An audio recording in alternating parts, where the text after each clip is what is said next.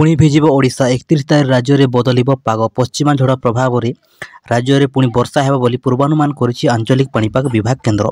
विशेषकर उत्तर आभ्यंतरण ओडिशा रे अधिकांश जिले में हालुकारू मध्यम धरण वर्षा हेबार संभावना रही। 31 तारिख में झारसुगुड़ा सुंदरगढ़ केन्दुझर और मयूरभंज में हालुका वर्षा नहीं आकलन करा जायथिबा बेले 1 तारिख में बालेश्वर सुंदरगढ़ केन्दुझर और मयूरभंज में हालुका वर्षा हेब। 4 तारिख सकाल 8:30 पर्यंत पश्चिमा झड़ प्रभाव रे वर्षा हेब। सेपटे राज्य को उत्तर पश्चिम दिगरू प्रभावित होउथिबा ठंडा सूक्ष्म पवन प्रभाव रे जाड़ पड़ी।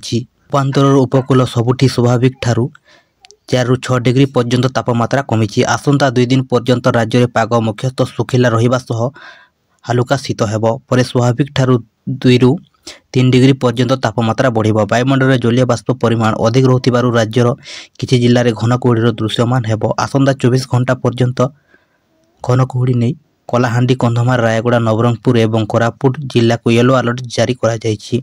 एही सब जिल्ला रे 50 ରୁ 200 मिलीमीटर विजिबिलिटी रही। बाकी अभ्यंतरण ओडिशा रे हालुका मध्यम धरण कुहुडी हेब बोली सूचना मिली। घन कुहुडी समय सावधानतार सह गाड़ी चलाना नहीं परामर्श दैछंती पाणीपाग केन्द्र।